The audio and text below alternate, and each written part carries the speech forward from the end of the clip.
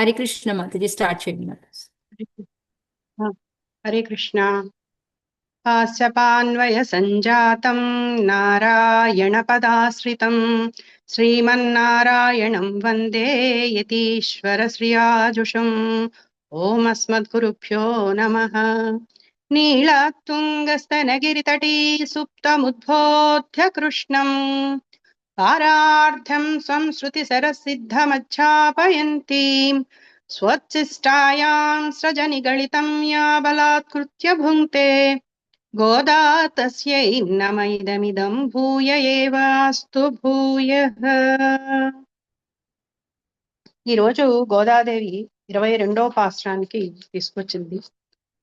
22వ పాశ్రము మనం దాదాపుగా 30 పాశ్రాల్లో 2 పదులైపోయినాయి, 3వ పదులోకి వచ్చాము. అయితే ఇక్కడ గోదాదేవి 5గురిని విశేషంగా ప్రార్థిస్తుంది.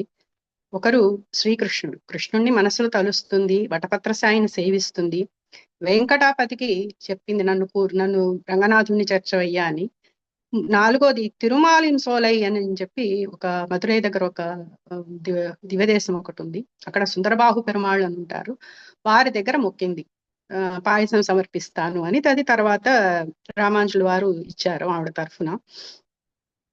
అది చిన్న ముందు భాగం. తర్వాత నీళాతుంగ స్తనగిరి తటి అనేటువంటి ఈ మనం ఏదైతే అమ్మవారి తనియను చెప్తున్నారో దీనిలో ఈ తిరుమాలిం సోలై దగ్గర ఉన్నటువంటి ఒక కొండ, తర్వాత తిరుమల కొండ, ఈ రెండిటిని కూడా అమ్మవారి నీలాదేవి యొక్క స్తనగిరులుగా అందులో పాలించి ఉన్న స్వామిని విశేషంగా చెప్తారు ఆచార్యులు.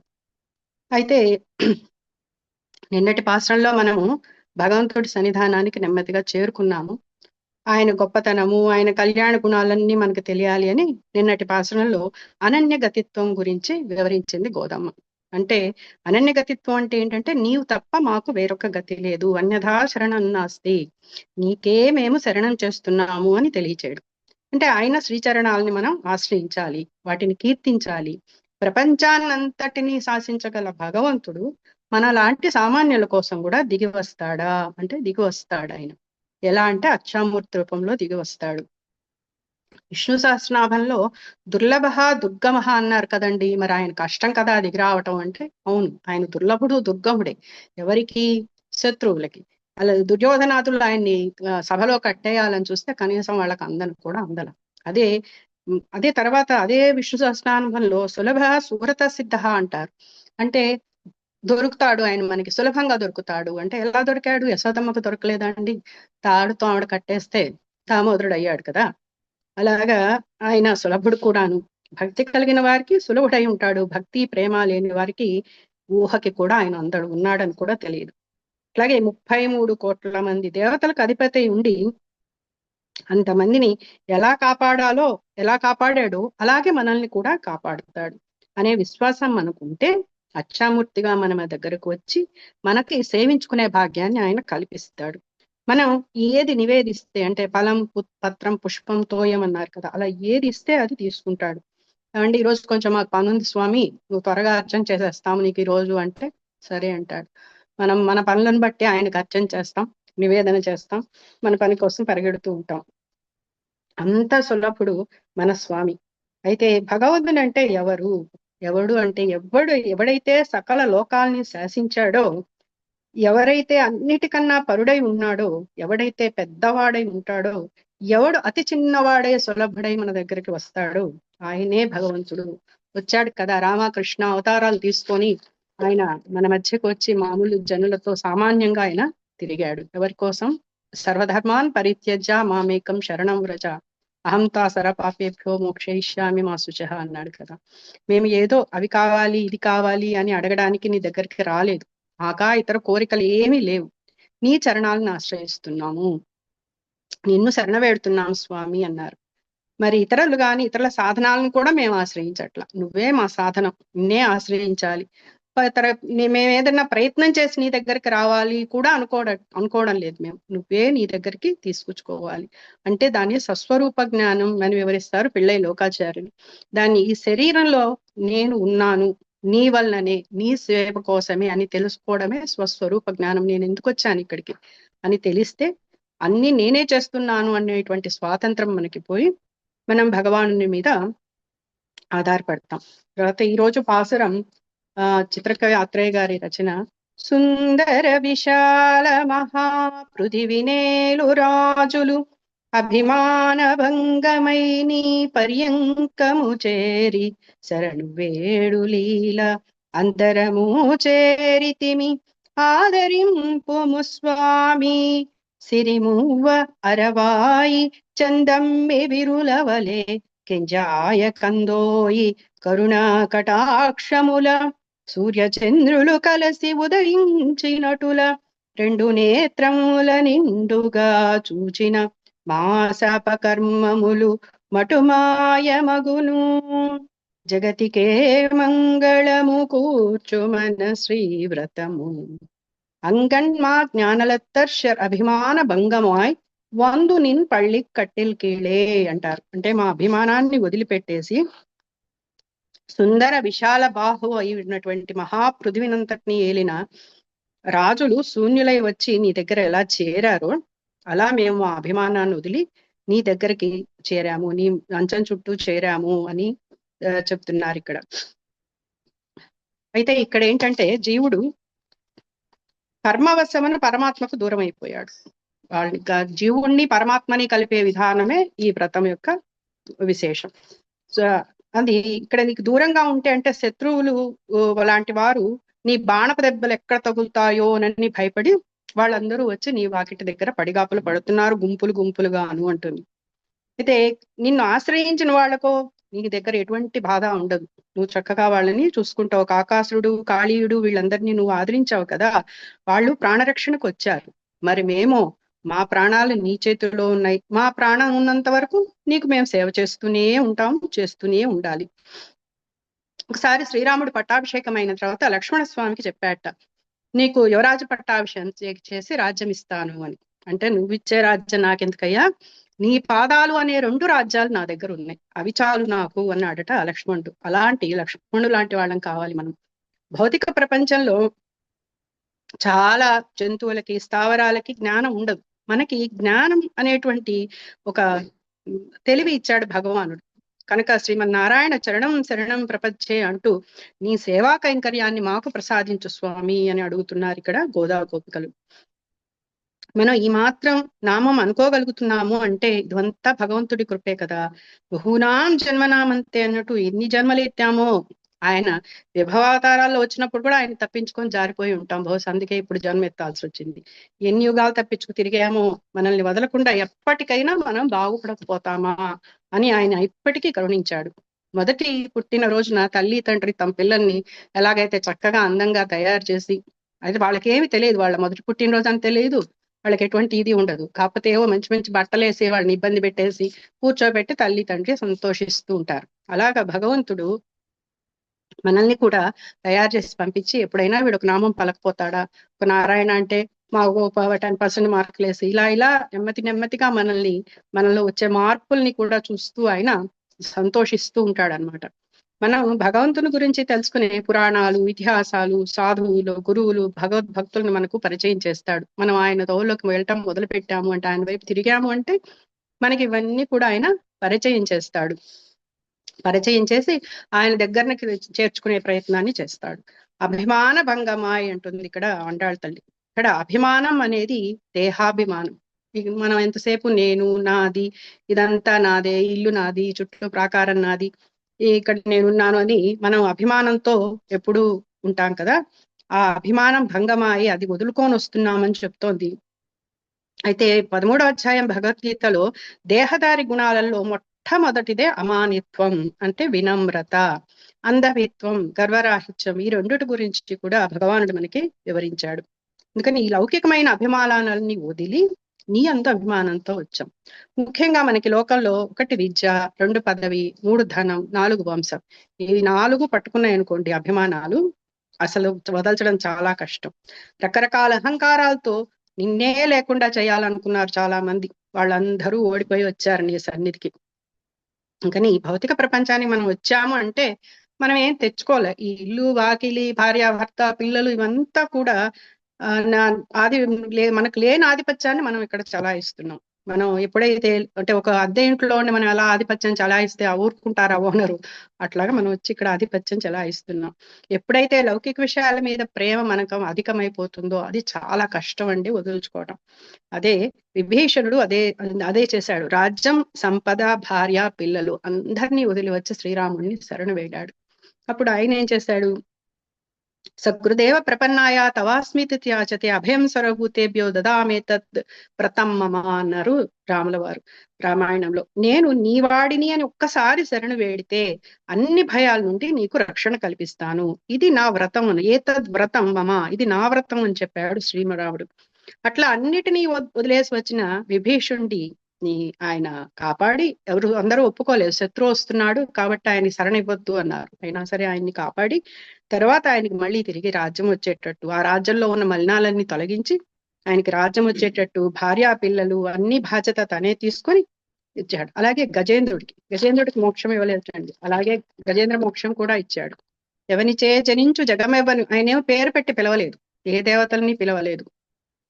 కానీ పోతన గారు చక్కగా ఎవనిచే జనించు జగమెవ్వని లోపల నుండు లీనమై ఎవ్వని ఎందుండు పరమేశ్వరుండెవ్వడు, మూల కారణం బెవ్వడు, అనాది ఆది మధ్య లయమెవ్వడు, సర్వము తానయ్యిన వాడెవ్వడు, వాని ఆత్మభోండి ఈశ్వరుని శరణు వేడదన్ అని అడగంగానే ఆయన వచ్చేసాడు. మిగతా ఎవరు రాలేదు. ఏ దేవతలు మా పేరు అనలేదు కదా అని మిగతా దేవతలందరూ అలా ఊరుకున్నారు. స్వామి శంకుచక్రాన్ని తీసుకొని పరిగెత్తుకొని వచ్చి గజేంద్రుడిని రక్షించాడు. అలాగే రాజులకు రాజ్యం మీద అభిమానం ఎలాగైతే ఉంటుందో మనకు కూడా మన శరీరం మీద అభిమానం ఉంటుంది. ఎందుకు? మన శరీరం కూడా ఒక రాజ్యమే. ఇందులో ఇంద్రియాలు, కర్మేంద్రియాలు, తర్వాత జ్ఞానేంద్రియాలు, రకరకాల నాడీ వ్యవస్థ, ఈ దేహాన్ని పోషించుకోవడానికి, దీన్ని నిలబెట్టుకోవడానికి, దీని మీద చాలా మనం టైంని పెడుతూ ఉంటాం. వీటన్నిటి మీద ప్రేమతో బతుకుతాం ఇన్నాళ్ళు. ఇప్పుడు ఆ అభిమానాన్ని పోగొట్టుకొని మేము వచ్చాం స్వామి అంటున్నారు అండాళ్ళ తల్లి. నీ సింహాసనం దగ్గరకు వచ్చి నిన్ను చేరగలిగేట్లు నువ్వు చేసుకున్నావు అంటోంది. అరతి జన సందతి అంటుంది భగవద్గీత. మీరు జన సమూహంగా, వీళ్ళందరూ సమూహంగా వచ్చారు కదా, మీరు సమూహంగా వస్తే ఎట్లాగు? ఏకాకిగా రావాలి కదా. ఏకాకిగా వస్తేనే కదా, ఒక్కొక్కళ్ళు వస్తేనే మోక్షం లభిస్తుంది. అంటే మనకి దాన్ని ఏమంటారు, ఏకాగ్రత కుదరాలి కదా. అందుకోసం అనుకునేవాడు ఒంటరిగా ఏకాంతంగా ఉండాలి. నువ్వు గుంపును వేసుకొని వచ్చావు అంటే, గుంపుగా రాకపోతే, అనామకులుగా నీ దగ్గర ఉండకపోతే ఎవరైనా వచ్చి మమ్మల్ని పిలుస్తారేమో, రాజుగారు అని ఎవరన్నా అంటారేమోనని రాజులు భయపడినట్లు మేము కూడా నీతో ఉన్న సహజ సంబంధాన్ని విడిచి ఇన్నాళ్ళు దూరంగా ఉన్నాం కాబట్టి ఇప్పుడు నీ దగ్గరికి చేరాం. భరతుడు కూడా రాముని కోసం అరణ్యాల్లో తిరుగుతూ ఉంటే రామదర్శనం ఎలా జరిగిందో అలాగే ఈ గోదా గోపికలు కూడా పరమాత్మను చేరే ఉపాయం ఇంకేమీ లేక తమంతట తామే శ్రీకృష్ణుని సమీపించాము. అలా వెళ్తూ ఉంటే శ్రీకృష్ణుడు మేము సమీపించాము అనుకుంటున్నారు. అలాగే సర్వధర్మాన్ పరిత్యజ్య మామేకం శరణం వ్రజ అహంత్వా సర్వపాపేభ్యో మోక్షయిష్యామి మా శుచ అన్నట్లు మేమన్నీ వదిలేసాం, నువ్వు తప్ప మాకు వేరే దిక్కు లేదు స్వామి అన్నారు. సరే అప్పుడు స్వామి అన్నాడు, సరే ఇంత చెప్పినా కూడా ఆయన నీకేం కావాలి అన్నారు. అంటే కింగినవాయ్ చేద తామరై పూపోలే సెంగెన్ సెలిచిరదే ఎమ్మేల్ విడియావు అంటుంది. అంటే చిరుగంట ముఖము వలె సగము విడిసి విడవకుండా ఉన్న తామర పువ్వు వలె నీ ఎర్రని నేత్రాలని కొంచెం కొంచెంగా విప్పి నీ చూపు మా పైన ప్రసరింపచేయి అంటున్నారు. ఇది నాకు ఈ సెంటెన్స్ చాలా ఇష్టమైన సెంటెన్స్. ఇందులో కింగిన వాయ చేద తామర పువ్వుపోలి అనేది అది అమ్మవారి దయ వల్ల నాకు చెప్పుకునే అవకాశం వచ్చింది. భగవంతుడిని వర్ణించేటప్పుడు జనరల్ గా పుండరీకాక్ష అంటారు, అంటే కమలమలు వంటి కన్నులు కలవాడు అని. కింకిణవాయి చేద అంటే అర్ధనిమీలిత నేత్రాలు. అంటే కింకిణి అంటే ఒక మువ్వండి, అంటే కనపడుతుందో లేదో, కొంచెం ఇలా ఉంటుంది, కొద్దిగా తెరుచుకొని లోపల ఒక చిన్న రాయిలా ఉంటుంది సన్నగా.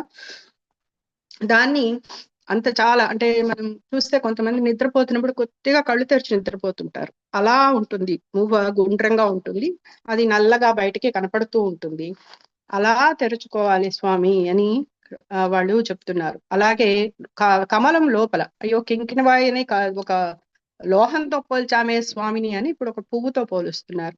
అక్కడ తామర పువ్వు లోపల ఒక తుమ్మెద తిరుగుతూ ఉండి తామర పువ్వు కొద్దిగా అప్పుడే విచ్చుకుంటూ ఉన్నప్పుడు ఆ తుమ్మెద కనపడకుండా తుమ్మెద కనపడుతూ, అలాగా ఎరుపు రంగు కూడా లైట్ గా కనపడుతూ ఉంటుంది. అలాంటి ఎరుపుదనం మా స్వామి కళల్లో చూడాలి అని వీళ్ళు కోరుకుంటున్నారు. ఇది ఒక రకం. ఆ తర్వాత అంటారు మళ్ళీ, అమ్మో నువ్వు పూర్తిగా కళ్ళు తెరిచావంటే నీ అందాన్ని చూసి మేము తట్టుకోలేమయ్యా, తామర అని అంటారు వీళ్ళు. ఎర్రదనం స్వామి, తామర పువ్వులు అంటే ఎర్రదనం ఎలా ఉంటుంది అంటే, జీ నీకు జీవులపై ఉండే వాత్సల్యంతో నీ కళ్ళు ఎలా ఎర్రగా ఉంటాయో అలా ఉంటుందిట ఆ తామర పువ్వులో ఎర్రదనం అని పోలుస్తారు. ఆ తర్వాత కొద్దిగా ఎందుకు తెచ్చుకోమంటారంటే, చాలా రోజులుగా ఎండిపోయిన భూమిని కొద్దిగా నీళ్లు పెట్టి ఎలా సారవంతం చేస్తారు. అలాగే చాలా రోజులుగా భోజనం చేయని వారికి కొంచెం కొంచెం భోజనం పెడుతూ వాళ్ళని మళ్ళీ పూర్తిగా తినేటట్టుగా ఎట్లా ఆహారాన్ని పెంచుకుంటూ వెళ్తారు, అట్లా నీవు కన్నులు విప్పు, మేము మొదటి నుంచి చూడాలి. వీళ్ళు వచ్చింది అదే కదా, నాయగనాయ పాసనంలో చెప్పారు, నువ్వు కళ్ళు తెరుస్తుంటే నీ మొదటి కదలిక నుంచి మేము చూడాలి అన్నారు. ఆ అనుభూతి కొరకు వీళ్ళు ఇక్కడికి వచ్చారు. అంటే కొద్దిగా తీస్తూ ఉంటే కానీ మనలో ఉన్నటువంటి మన ఇవన్నీ కూడా పోవు, కర్మ పాపాలన్నీ కూడా. అయితే ఇక్కడ ఏం చేస్తారంటే, ఒక చిన్న ఉదాహరణ, మనం నీళ్లు కాచుకునేటప్పుడు ఒక మంచి రాగి కాగుని పొయ్యి మీద, ఇప్పుడు మా వయసు వాళ్ళకి తెలుస్తుంది, చిన్నపిల్లలకి తెలియదు, కాగు పొయ్యి మీద పెట్టి కాస్తూ ఉంటారంటే నీళ్ళది, అది అలా కాగుతూ ఉంటాయి, దాన్నే వాడుతుంటారు, ఏ రోజు దాన్ని తోమరు. అది నల్లగా మసిపట్టి లేయర్స్ గా పేర్కొని ఉంటుంది.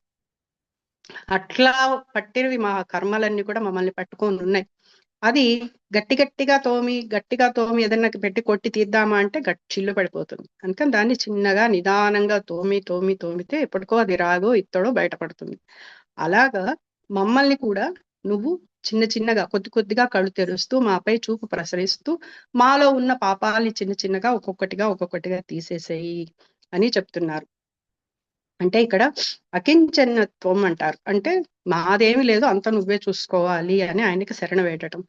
మనకు కూడా ఇన్ని జన్మలు మసిపెట్టుందో కదా, ఇంకా నీవు కన్నులు తెరుస్తూ ఉంటే నీ మీద మాకు ఫస్ట్ వ్యతిరేక భావన పోవాలి, తర్వాత మాకు సత్సాంగత్యం కలగాలి, తర్వాత నీ సేవ మీద మాకు శ్రద్ధ కలగాలి, అప్పుడు భగవద్భక్తుల సహవాసం కలిగి పెద్దల ద్వారా నీ కళ్యాణ గుణాలు మాకు తెలుస్తాయి, తర్వాత ఆచార శ్రమాశ్రయణం దొరకాలి, దానివల్ల మంత్రప్రాప్తి కలగాలి, ఆ మంత్రార్థ జ్ఞానం కలగాలి, ఆ మంత్రార్థ జ్ఞానంలో మాకు విశ్వాసం ఏర్పడాలి, అప్పుడు అది నీ సేవకు ప్రేరేపణ చేయాలి, అప్పుడు నీ దర్శనం అవుతుంది. అంటే మాకు ఇంకా ఎన్ని జన్మలు కావాలో, ఎన్ని జన్మలు ఎత్తితే ఇక్కడికి చేరుతాము అనేది తెలియదు.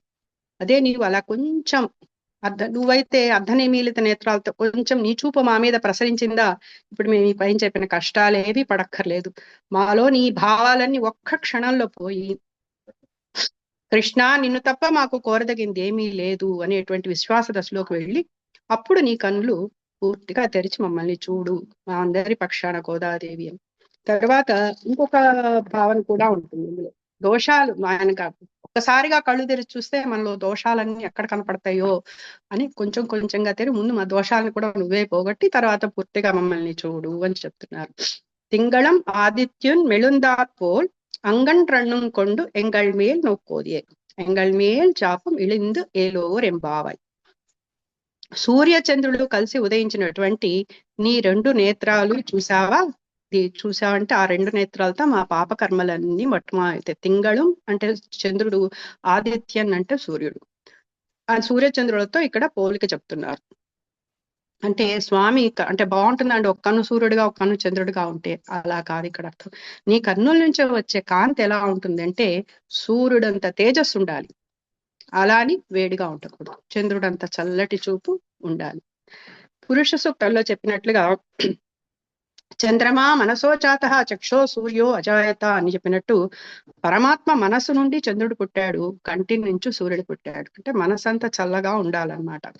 రామచంద్రుడిని చూసి అయోధ్య ప్రజలు అనుకునేవారట, ఈయన ప్రసన్నమైన సూర్యుడు లాగా ఉండాలి అని. ప్రసన్నమైన సూర్యుడు ఎప్పుడు ఉంటాడు, మాకు ఇప్పుడు చలికాలంలో హైదరాబాద్ లో అలా ప్రసన్నంగా కనపడుతున్నాడు మంచు తెరల మధ్యలోంచి, అలాంటి వాడట సూర్యుడు, అలా ఉన్నాడు రామచంద్రుడు అని పోలిక చెప్తారు. అంగణ్ అంటే ఇంకా కళ్ళు, రే సూర్యచంద్రులతో పోల్చామే అని మళ్ళీ బాధపడతారు, ఎందుకంటే సూర్యుడికి చంద్రుడికి గ్రహణాలు ఉంటాయి. సో మా స్వామి నేత్రాలు అలా గ్రహణం పెట్టే సూర్యచంద్రులు కాదు, అంకణ్ అంటే సుందరమైనటువంటి నేత్రాలు అంటారు. మా స్వామి నేత్రాలు 2 నేత్రాలు అలాంటివి. అయితే ఈయనకి 2 నేత్రాలేనా అంటే కాదు. విష్ణు సహస్రనామంలో చెప్పినట్టు సహస్రాక్షి అన్నారు కదా. అంటే 1000 కళ్ళతో ఈ 2 నేత్రాలే. అయితే 1000 కళ్ళతో మనందరినీ కాపాడుతూ ఉంటాడు స్వామి. అయితే ఈ చూపులతో నువ్వు ఒక్కసారి చూసావు అంటే మా శాపాలన్నీ తొలగిపోతాయి అంటున్నారు. అయితే ఇది కర్మ అనేది మనం ఏదైనా శాపం కానీ వరం కానీ మనం తప్పకుండా అనుభవించి తీరాల్సిందే అది వచ్చినప్పుడు. అంటే అనుభవించి తీరవలసింది మనకు అనుకూలంగా ఉంటే దాన్ని వరం అంటాం, ప్రతికూలంగా ఉంటే అది శాపం అవుతుంది. వీళ్ళకి శాపం ఏంటి? కృష్ణ, నిన్ను చూడకుండా ఉండటమే మాకు శాపం, నీకు దూరంగా ఉండటమే శాపం, నీ సేవ దొరక్కపోవడమే మాకు శాపం. ఒక్కసారి నీ దర్శనం నీ సేవ లభించిందో ఆ క్షణం మా పాలిటి వరం అవుతుంది. అయితే ఈ శాపం అంటే స్వామి మనల్ని ఎందుకు చూడాలండి, మనం ఆయన చూడొచ్చు కదా అంటే, సూర్యుడు పైకి వచ్చేటప్పుడు సూర్యుడిని మనం చూడగలుగుతామా? ఆయనంతటా ఆయన వచ్చి కనపడితే మనం చూడగలుగుతాం. అయితే వీళ్ళు ఎలాంటి శాపాలని పోగొట్టమని అడుగుతున్నారంటే, గౌతముడు అహల్యకి ఇచ్చిన శ్రీరాముని శాపం శ్రీరాముని పాద స్పర్శ చేత పోయింది కదా. అలాంటి శాపం గౌతముని అహల్యకి శాపం ఇచ్చాడు, ధూళిగా మారి అక్కడే ఉండమని ఆశ్రమంలో. శ్రీరాముడు అక్కడికి వెళ్ళినప్పుడు ఆయన పాద స్పర్శ చేత ఆవిడకి చక్కటి రూపం వచ్చింది. అప్పుడు ఆమెని తల్లిగా భావించి మళ్ళీ రాముల వారు ఆవిడకి నమస్కారం చేశారు. అయితే అటువంటి పాద స్పర్శ కావాలి మాకు, మాలోని శాపాలన్నీ పోగొట్టడానికి అంటున్నారు. తర్వాత బ్రహ్మ రుద్రుడికి ఇచ్చిన శాపం. బ్రహ్మ ముఖంలోంచి రుద్రుడు పుట్టినప్పుడు ఆయన వెంటనే ఆయన 5వ తలని కోపంతో, బాగా రుద్రుడు అంటే బాగా మంచి కోపంలో వచ్చాడు కదా బ్రహ్మలో నుంచి. అలాంటప్పుడు ఆ కోపంలో ఆయన ఏం చేశాడంటే ఈయన 5వ తలని లాగేశాడు. లాగి చేతిలో పట్టుకుంటే ఆ బ్రహ్మహత్యా దోషం తగులుకుంది. రెండోది ఆ కపాలం చేతిలో ఇరుక్కుంది. మరి బ్రహ్మని అడిగాడు, ఎట్లా తండ్రి ఇది ఎట్లా నేను పోగొట్టుకోవాలి ఈ శాపాన్ని అంటే, నువ్వు 12 ఏళ్ళు భస్మంతో స్నానం చేస్తూ 12 ఏళ్ళు తిరిగి ఈ కపాలలో నువ్వు ఇది ఆహారం సంపాదించుకుంటూ తిరిగితే నీకు ఈ శాపం తొలుగుతుంది అని చెప్తాడు. భస్మం అంటే చితాభస్మం అన్నమాట. అలా ఆయన తిరుగుతూ తిరుగుతూ తిరుగుతూ బద్రికాశ్రమం చేరారు. బద్రికాశ్రమంలో నరుడు నారాయణుడు ఇద్దరు తపస్సు చేస్తూ ఉన్నారు కదా. నారాయణుడు తపస్సు చేసి చేసి ఆయన ఒళ్ళంతా అలా ఉన్నారు కదా, నిలబడి నిలబడి నిలబడి ఆ ఒళ్ళంతా కూడా మొత్తం మట్టి పేరుకొని పోయింది. అప్పుడు అక్కడికి వెళ్ళి ఆయన దగ్గర ఏముంటుంది ఇవ్వడానికి, అలా తపస్సు చేసుకుంటూ బ్రహ్మచారిగా ఉన్నాడు కదా. ఆయన చేతిలో ఆయన వక్షస్థలం నుంచి మట్టిని తీసి కొంచెం అలా తీసి ఆయన కపాలంలో వేయంగానే ఆ కపాలం ఊడి అక్కడ పడిపోయింది. దాన్నే బ్రహ్మ కపాలం అంటారు. అక్కడ అందరూ పితృకర్మలు చేసుకోవడానికి వెళ్తూ ఉంటారు. మూడవది, ఇలా మాకు నీ వక్షస్పర్శ కావాలి మాకు. ఒకటి నీ పాదస్పర్శ, 2 నీ వక్షస్పర్శ కావాలి. ఇక మూడవదో, దక్షుడు చంద్రుడికి శాపం ఇచ్చాడు. ఇచ్చినప్పుడు ఆయన శ్రీరంగంలోని చంద్ర పుష్కరిణి అంటారు, పశ్చిమం వైపు ఉంటుంది శ్రీరంగంలో. ఆ పుష్కరిణిలో స్నానం చేసి చంద్రుడు తన శాపాన్ని పోగొట్టుకున్నాడట. అట్లా నీ కళ్యాణ గుణాలలో మేము స్నానం చేయాలి, అలాంటి పుష్కరిణిలో మేము ఆనందంగా స్నానం చేసే అవకాశం. మొన్న అమ్మని అడిగారు, అమ్మ స్వామితో మాకు స్నానం చేసే అవకాశం అని. ఇప్పుడు ఇంకా డైరెక్ట్ గా అమ్మ ఉందిగా పక్కన, ధైర్యం, స్వామిని అడిగేస్తున్నారు నీతో కలిపి మేము స్నానం చేయాలి అని. అయితే వీళ్ళు నాయకనాయన పాత్రల్లో ఏం చెప్పారు, నువ్వు నిద్రలు వేస్తుంటే నీకు మంగళం పాడాలి అన్నారు. ఇప్పుడు ఒక్కసారి స్వామి దర్శనం కలంగానే నువ్వు ఎలా చూడాలి, తర్వాత పాత్రలో నువ్వు ఎలా నడవాలి, ఇవన్నీ కూడా ఇప్పుడు ఆయన స్వాతంత్రం పోతుంది. వీళ్ళు ఆయన్ని శాసిస్తూ ఉంటారు. అంటే భక్త పరాధి అంట కదా రామదాస్ గారు అనలేదా, ఎవడబ్బ సొమ్మని కులుకుతూ తిరిగేవు రామచంద్ర అంటాడు. అంత స్వాతంత్రం వీళ్ళకి భగవంతుడి దగ్గర వచ్చేస్తుంది. ఇంత ధైర్యం వీళ్ళకి ఎలా వచ్చిందండి అంటే, వీళ్ళు నీలాదేవిని లేపి ఆమెను కూడా పక్కన తీసుకొని వెళ్తూ ఉన్నారనమాట. ఆ రకంగా ఈరోజు ఈ పాసల్లో అకించన్యత్వం చెప్తుంది గోదాదేవి. అంటే ఒక పసిబిడ్డ తన పని ఏమి చేసుకోలేడు, తాను అన్ని అమ్మే చేయాలి. పాలు నీళ్లు, స్నానం చేయించటము, బట్టలు వేయటము, అన్ని అలంకారాలు మొత్తం అమ్మే చేయాలి. అలాగ మేమేం చేసుకోలేము, మేము కూడా అలాంటి వాళ్ళమే అని నిన్ను శరణు వేడాము అని అమ్మ ఇక్కడ మనకి ఇలా చేయండి అర్రా అని చెప్తోంది. ఇలా మనం స్వామిని వేడుకోవాలి అని అమ్మ చెప్తాం. అంగన్ జ్ఞానలత్తర్ శరాభిమాన భంగమాయ్ வந்து நின் பள்ளிக்கட்டில் கீழே செங்கம் இருட்பார் போல் வந்து தலை பெய்தோம் கிணிவாய் செய்த தாமரைப் பூ போலே செங்கன் சிரிச்சிறுதே எம்மேல் விழியாவோ திங்களம் ஆதித்யன் மிளந்தாற்போல் அங்கண் ரண்ணும் கொண்டு எங்கள் மேல் నొక్కోదేల్ ఎంగళ్ మేల్ చాపమిళిందేలోర్ ఎంపావాయ్. అలాగే నీలాతుంగ స్తనగిరిలో మణవాళ మహామును సారించిన తనయంలో తొల్పావై అంటారు. ఇది మొట్టమొదట గోదాదేవి వ్రతం అన్నమాట. ఇక అన్నమాచార్యుల వారు ఒక కీర్తనలో ఇతడొకడే సర్వేశ్వరుడు, సితకమలాక్షుడు శ్రీ వెంకటేశుడు, ఇతడొకడే సర్వేశ్వరుడు అని చెప్పి చివర్లో బాలకృష్ణ ప్రసాద్ గారు చాలా చక్కగా ఇతడొక్కడే సర్వేశ్వరుడు అంటారు. చాలా అందంగా ఉంటుంది ఆయన కీర్తన.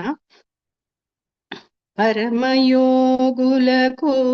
భావనిధానము అరయనింద్రాదులకైశ్వర్యము గరిమగొల్లెతల కౌగిటి సౌఖ్యము సిరులొసగే ఈ శ్రీ వెంకటేశుడు, ఇతడొక్కడే సర్వేశ్వరుడు. కలిగి యశోదకు కన్నమాణికము తలచిన కరికిని తగు దిక్కు అల ద్రౌపదికిని ఆపద్బంధుడు చెలరేకే ఈ శ్రీ వెంకటేశుడు, ఇతడొకడే సర్వేశ్వరుడు.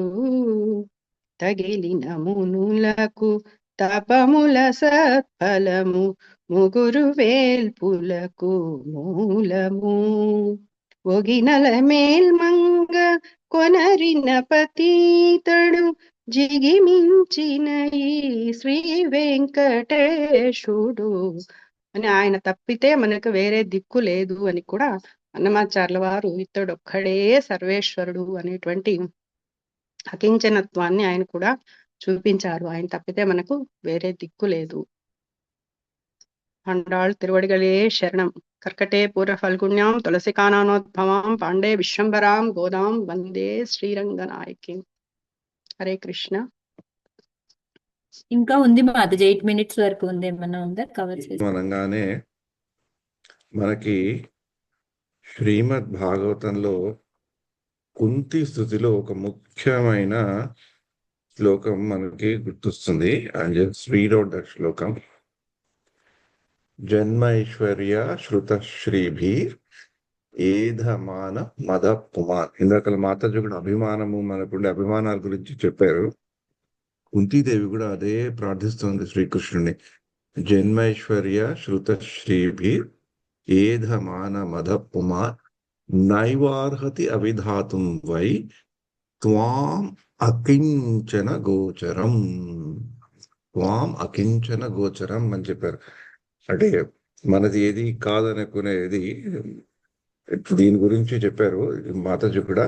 శ్రీల ప్రభుపాద వారు అకించన అంటే మెటీరియలీ ఎగ్జాస్టెడ్ మ్యాన్, అంటే ఈ భౌతికమైన విషయాల నుంచి దూరంగా ఉండి వాటినన్నిటినీ విడిచేసుకొని ఉన్నవాడు వాడు అక్కించున్నాడు. అలాంటి వాళ్ళ దగ్గరికి నేను వెళ్ళగలుగుతాను, అలాంటి వాళ్ళని నేను చూడగలుగుతాను. కానీ జన్మ ఐశ్వర్య శృతశ్రీభి, ఇందాక మాతాజీ కూడా అదే చెప్పారు. జన్మ ఐశ్వర్య శృతశ్రీభి ఇది కాదు నాకు ఎలిజిబిలిటీస్. ఎవరిని చూడాలో, ఎవరైతే భౌతిక పరంగా పూర్తిగా అభిమానాన్ని తొలగించుకొని వస్తారో వాళ్ళని దగ్గరికి వాళ్ళు ఈజీగా నా దగ్గరికి రాగలుగుతారని చెప్పారు. అలాగే ఈ అకించన గురించి వచ్చినప్పుడు ఏంటంటే, ఇంకొకటి మనకి భగవద్గీతలో 2వ అధ్యాయం 47వ శ్లోకంలోను 3వ అధ్యాయం 30 శ్లోకంలోను కొంచెం మనం లోపలికి వెళ్ళి చూస్తే అక్కడ కృష్ణుడు కూడా మన ఒక రినౌన్సియేషన్ అంటే ఒక సన్యాస దృష్టితో పని చేయమని చెప్పారు. కానీ అకించనుడు అంటే మన రెస్పాన్సిబిలిటీస్ మటుకు వదలొద్దని చెప్పారు, ప్రొప్రైటర్షిప్ని వదలమని చెప్పారు. కానీ సాధారణంగా మనం ఏం చేస్తాం అంటే ప్రొప్రైటరీని పట్టుకుంటాం, రెస్పాన్సిబిలిటీని వదిలేస్తాం. అందుకని భగవంతుడు మనకు అది కావాలి, ఇది చేయలేదు, అది చేయలేదు అని భగవంతుడి మీద కోపాలు వస్తుంటాయి.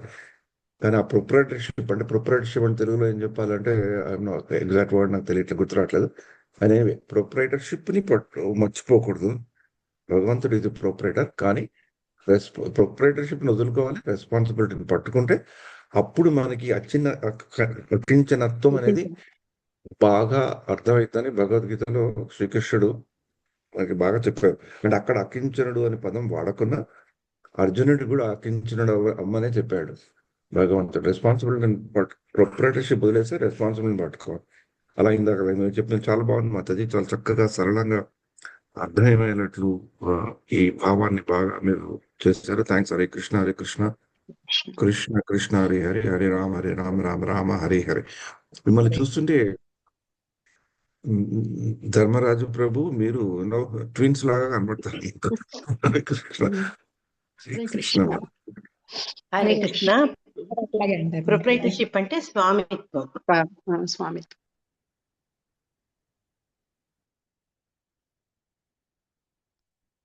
శాస్త్రంలో వాళ్ళు పాలు పితుకుతూ ఉంటే కింద కుండలు నిండిపోతూ ఉన్నాయి అని చెప్తారు. ఆ కుండలు ఎలా అంటే ఆచార్యులు మనకి ఉపదేశం పైనుంచి ఇస్తూ ఉంటేనే మనం చెప్తూ, అంటే కుండ నిండిపోవడం మనం అన్నమాట. అదేదో మనం అంతా చెప్పేస్తున్నట్టు ఫీల్ అయిపోతూ ఉంటాము. అలా కాదు, అది ఆచార్యుల నుంచి ఆ ధార వస్తూ ఉంటేనే మనలోంచి ఈ కొద్దని మాటలన్నా రెండు ముక్కలు బయటికి రావటానికి అవకాశం ఉంటుంది. ఇదంతా కూడా ఆచార్యుల కృపే అని నిన్నటి పాసనంలో ఏత్త కళంగళ్ళు ఎదిరిపుంది మీగళిప్ప అంటే చూడటానికి ఆ ధార ఎలా కారుతూ ఉంటుందంటే అలా వస్తూ ఉంటాయి అన్నమాట. అలాగే అంతటి ఆ పాల సంపద కలిగినటువంటి నాయకుడు నందగోపుడు ఆచార్యుడుగా మనం చెప్పుకుంటూ వచ్చా నందగోపుడు. అలాంటి ఆచార్యుడి ఆధీనంలో ఉన్నటువంటి నువ్వు మమ్మల్ని ఇంకెంత కరుణించాలయ్యా అంటారు ఈనాటి పాశ్రంలో వీరు. అంత గొప్పగా మమ్మల్ని నువ్వు కరుణించాలి, మమ్మల్ని దగ్గరికి చేర్చుకోవాలి అని పూర్తిగా ఆయనకి శరణాగతి చేస్తున్నారు ఈనాటి పాశ్రంలో కూడా. ఇంకా రేపటి పాశ్రంలో ఆయన ఎలా నడిచి రావాలి, ఎలా కూర్చోవాలి, ఇలాంటివన్నీ కూడా వీళ్ళే శాసిస్తారు. అది చాలా అద్భుతంగా ఉంటుంది రేపటి పాసురం కూడాను. ఆండాల్ తిరువడిగలే శరణం. ఇంకెవరైనా ఏమన్నా చెప్తే. హరే కృష్ణ. హరే కృష్ణ. హరే కృష్ణ. హరే కృష్ణ. వినపడుతోంది. చెప్పండి మాతాజీ. హరే కృష్ణ. మాతాజీ మాకు వినిపిస్తుంది, ప్లీజ్ మీరు చెప్పండి ఏం చెప్పాలనుకుంటున్నారు. ఓకే, మన మాట వినపడండి. ఐ థింక్ తనకి మనం కలియుగంలో మనం ఇంత చేయలేం కదా, అందుకని 30 రోజులు మనకి చక్కగా మనల్ని ఉద్ధరించడానికి 30 రోజులు ఏర్పాటు చేసి 30 పాసురాలు 30 రోజులు మనం స్వామి గురించి చెప్పుకునేటట్టు కనీసం ఈ రకంగా అన్నా వీళ్ళు చెప్పుకుంటారేమో అన్నట్లుగా తయారు చేసింది అమ్మ. నిజంగా మా తల్లికి పిల్లల మీద ఎంత దయో ఈ పాసురాల్ని చూస్తూ ఉంటే అర్థమవుతుంది. అంత చక్కగా మనల్ని తయారు చేసింది. ఎంత బాగా మకౌందుని చేర్చడానికి మనం ఏమేం చెయ్యాలో అవన్నీ కూడా. హరే కృష్ణ. ఇందాక భగవాన్ని శరణాగతి చేయటంలో పోతన భాగవతంలో శంఖ చక్రాలు తీసుకొని విష్ణుమూర్తి వచ్చారు అని అనేది ఆయన భావన ప్రకారం రాశారు. కానీ వ్యాస భాగవతంలో భగవానుడు అక్కడికక్కడికే ప్రత్యక్షమైనట్టుగా విన్నాను. చెప్పుకున్నాం కదా. అవును, అదే మనందరికీ కొంచెం అర్థం కావాలని అట్లా. మామూలుగా అయితే అక్కడికక్కడ అంటే విశ్వమంతా ఆయనే వ్యాపించున్నప్పుడు ఇంకా అక్కడి నుంచి ఆయన శంఖ చక్రాలు తీసుకొని రావటం, అది ఊరిక అది విని ఆ పాయింట్ అది పోతన గారి భావం ఉంది. భాగవతంలో ఉంది, వ్యాస భాగవతంలో మటుకు అట్లా లేదు. అక్కడ చివరికి అంటే నరసింహావతారం కూడా అంతే కదా. నరసింహావతారం కూడా ప్రహ్లాదుడు ఎక్కడున్నారు ఇక్కడ ఉన్నారు కానీ ఆయన ప్రత్యక్షం అయ్యారు. అట్లా నాకు తెలిసింది షేర్ చేసుకున్నాను. అదే లాస్ట్ లో చూస్తే కన్క్లూజన్ ఆయన అదే ఇచ్చారు. ఎవరిని అంటే ఎవరి పేర్లు మెన్షన్ చేయలేదు, అందుకని భగవంతుడు ఆయనగా వచ్చి రక్షించేశాడు అని. హరే కృష్ణ మాతాజీ, మీరు చెప్పినట్టు భాగవతంలో లేదది.